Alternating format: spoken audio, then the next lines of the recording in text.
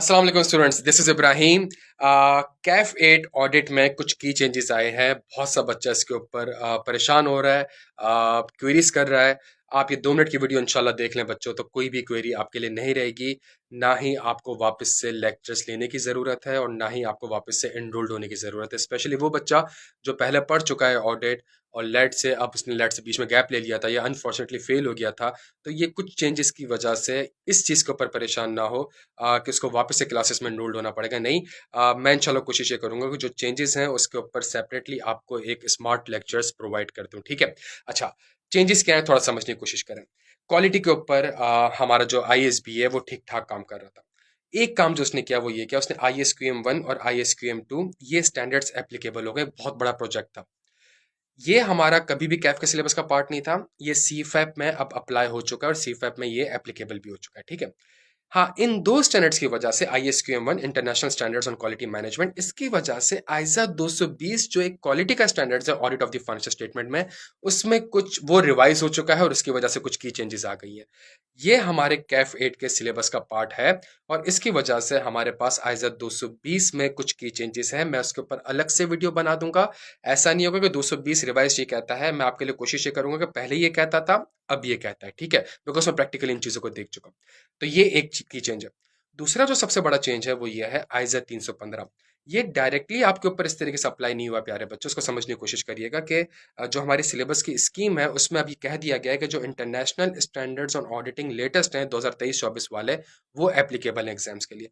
तो वो जब आप उसको देखेंगे, बिकॉज मैं फाइनल में पढ़ा चुका हूँ, फाइनल में एप्लीकेबल हो चुका था पिछले टाइम में, तो उसके अंदर आइजा 315 हमारे पास रिवाइज हो चुका है। 315 में दो ही चीजें हैं, रिस्क को आइडेंटिफाई करना और रिस्क को असेस करना। दोनों में सिग्निफिकेंट चेंजेस आई हैं। 2015-16 में जब मैंने लंदन में काम किया था, तो ISB उस जमाने से इस चीज के ऊपर काम कर रहा था। और एक चीज ये थी कि जी, मैं आपको थोड़ा सा चेंज बताता तो है क्या, कि जब आप पीपी की इंपेयरमेंट करते हैं तो आप कहते थे जी पीपी इंपेयर्ड है, एक रिस्क आप आइडेंटिफाई करते थे।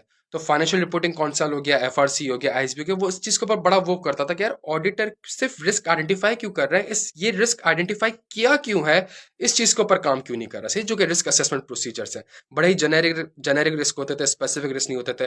तो डिलाइट ग्लोबल भी जब प्रैक्टिस रिव्यू करता था या जब हम इनके सेमिनार्स में ट्रेनिंग्स वगैरह अटेंड करते थे, तो वहां पे भी ये फोकस होता था, against every risk there must be a reason, और वो रीजन है रिस्क फैक्टर। तो जो भी आप रिस्क आइडेंटिफाई करेंगे उसके बैक एंड पे कोई रिस्क फैक्टर होगा।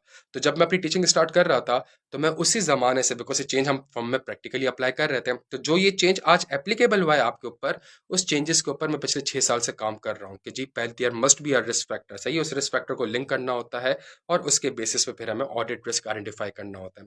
तो ये जो, अगर आपको रिस्क फैक्टर का थोड़ा बहुत भी आइडिया है तो ये वाली साइड तो आपकी बिल्कुल क्लियर है।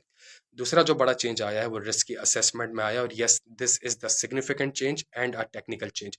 इसके लिए सबसे इंपॉर्टेंट चीज हमारे पास ये है, इसके लिए सबसे इंपॉर्टेंट चीज हमारे पास ये है कि हमने इसको ये देखना है,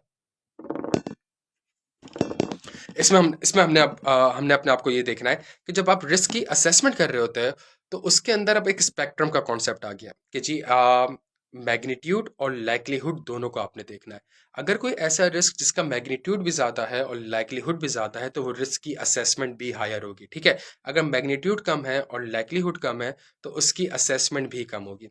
अगर लाइक्लीहुड ज्यादा है, मैग्नीट्यूड कम है, तब क्या करेंगे। मैग्नीट्यूड ज्यादा है, लाइक्लीहुड कम है, तब क्या करेंगे।